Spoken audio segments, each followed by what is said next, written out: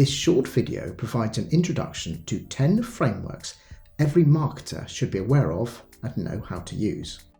The content has been drawn, written and narrated by Dan White and is based on the hit book, The Smart Marketing Book, and the website smartmarketing.me.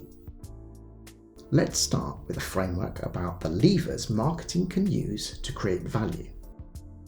The Marketing Mix I is a modern version of the 4 Ps of marketing.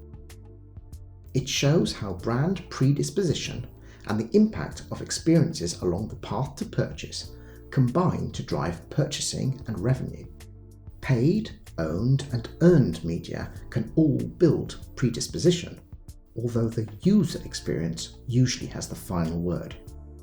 But even a brand with strong predisposition won't sell if it loses consumers at some point before they make their decision.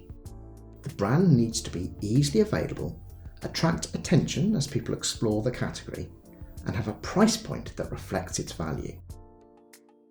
If people are predisposed towards the brand and it competes well in the touch points close to the purchase decision, it has the best possible chance of success. The next framework is a classic from the 1950s that's as relevant today as it was back then. The ANSOFF matrix is a useful way of framing your fundamental growth strategy options. Your starting point is the market in which you are currently operating and the products you're currently selling. If your market penetration is low, your priority should be to increase it, assuming you have a strong product, that is. This is known as a market penetration strategy, and it requires a strong focus on sales activity and high-reach advertising. But if you've reached the point where penetration can't realistically get much higher, it's time to adopt a market development strategy by expanding to new geographies or targeting different types of customer. This means learning how to adapt the product and the marketing mix for the new audiences. Alternatively, a product development strategy might deliver better growth. This involves targeting existing customers with compelling new products that increase revenue, profitability, or both. To succeed with this strategy, you'll need a strong innovation pipeline and the ability to generate excitement around product launches. If you're lucky enough to have enough financial backing, you might even consider pursuing both of these strategies at once, a luxury known as diversification. This strategy not only requires market and product development skills, but also the right leadership and systems to manage rapid company expansion. Identifying the right growth strategy for your business is vital because it has major implications for where your company needs to invest and the aspects of marketing in which it needs to excel. Our third framework relates to how companies look after their customers. Most day-to-day customer interactions have only a minor impact on brand perceptions. But there are occasional critical moments that can make or break the relationship. Going above and beyond for a customer when they need it most can push them into a strong relationship that's easy to maintain. But we know from Byron Sharp that if you want to grow, it's better to attract new and lapsed customers than to make a handful of current customers super loyal. So brands should focus more on getting the basics right and preventing customers having such a bad experience that they never come back or, worse still, shout about their grievances on social media. The key to maintaining good customer relationships is knowing what people care most about and focusing resources on making sure customers are not let down at these moments that really matter. This next framework explores different ways a company might decide to drive their innovation agenda. Innovation is one of the most powerful drivers of business growth, but innovation leadership can take many forms. Some brands thrive thanks to a continual flow of original and imaginative ideas and products that never fail to delight their customers. Other brands succeed by leveraging technology more effectively than competitors, creating products that are functionally superior, more convenient, or lower cost. Innovation can also mean inventing new business models. for example by using technology to offer a more streamlined delivery mechanism. Once in a while, a brand's innovation reflects all three characteristics. Brands like this tend to do especially well, as these examples illustrate. Framework number 5 is another 2x2 matrix, introduced to the marketing world in 2020 via the Smart Marketing book. The media priority matrix helps determine which types of media a brand should use based on the strength of its user experience and the level of risk associated with choosing which brand to buy. If you're selling a mediocre product in a dull category, you'll almost certainly need to invest in paid media to get people to even notice you. If your product is unexceptional, but people are interested in the category, ensure your owned media is top-notch and use PR and influencers to make sure your brand feels relevant and exciting. Brands that deliver an experience that customers find genuinely special should make it as easy as possible for people to taste the experience for themselves and make full use of all the earned media generated by happy customers. But even a great brand doesn't guarantee success in a low-interest category. Some paid media will also be needed to spread the word more widely. Our next framework explores how communications priorities evolve over time. The role that communications can play in driving growth depends hugely on the brand's life stage. At launch, communications should aim to make the brand name familiar, explain what the brand is for, and bring to life what makes it special.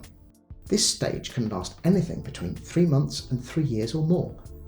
Carry on until the brand name awareness reaches at least 60%. The next phase involves spreading the word to a wider audience and making the brand famous for its difference, whatever it is uniquely good for. Once the brand is well established, the role of communications is to keep the brand salient and strengthen its emotional connection with the brand's audience. This provides a defense against emerging competitors. If the brand starts to decline, as customer needs and attitudes change over time, communications can help reposition the brand, making its difference relevant once again in a totally new way. The next framework highlights the need for strong, ongoing advertising in competitive markets. In markets where advertising spend is heavy, a brand is likely to decline if it doesn't advertise. Ad spend can maintain sales by protecting underlying base sales, as well as producing short-term boosts. If ad spend or quality are high enough compared to competitors, the brand has a good chance of growing. Some forms of advertising only produce short-term effects.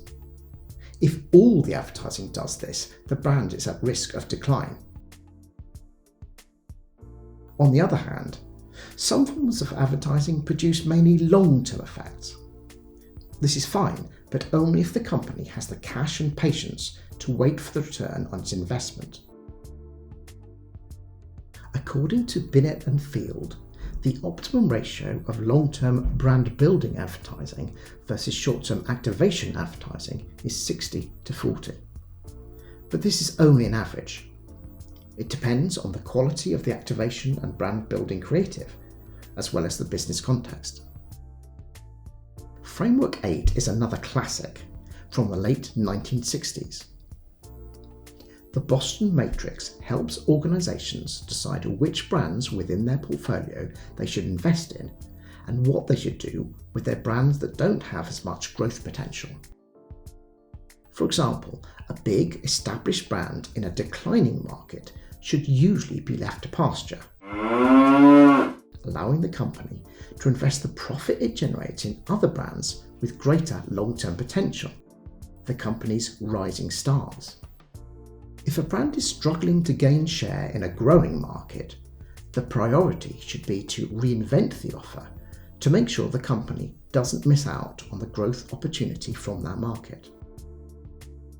A brand with low share in a declining market should normally be left well alone, receiving little or no investment, companies struggle to succeed if they continue to invest in areas with little opportunity for growth or profit. The next framework touches on the complexity of media planning. Econometricians agree that advertising shows diminishing returns. The shape of the response curve differs from channel to channel and from one campaign to the next. The response may even be S-shaped. But in all cases, if you spend more than a certain amount in a week, the extra sales will be worth less than the extra cost, in the short term at least. Sales modelling can tell you the point at which you should stop spending. The money saved can be used to extend the campaign or invest in another channel. A smart approach is to identify the channel that provides the best return and invest in it until the level of spend hits the point when it would be better value to put additional spend into the next best channel. Our final framework describes a vital string to the marketer's bow that is often overlooked. Distinctive brand assets are any images, shapes, colours, sounds, words, phrases or characters that come to mind when people think about or come across the brand. An asset becomes connected with the brand in people's minds if it is sufficiently distinctive and is featured across multiple touchpoints consistently over time. The connection is formed in the same way as Pavlov's dogs learnt to associate the sound of a bell ringing with it being time for their supper. Once established, these assets have multiple benefits.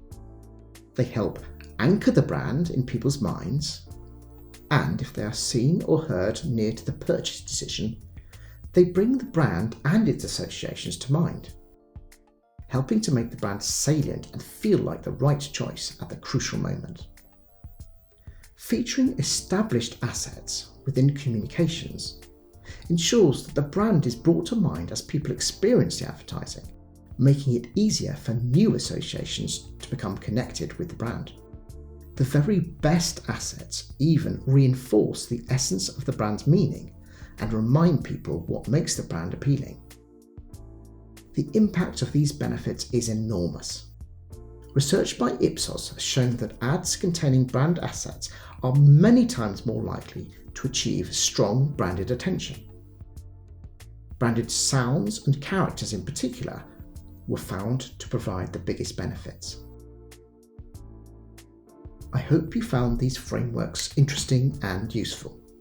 For more details on these frameworks and many more, please search for the Smart Marketing book on Amazon and check out the website smartmarketing.me. If you like my approach, please get in touch via LinkedIn or the website to discuss bringing business concepts to life through illustration and animation, or for world-class training and consultancy. Thank you for your time.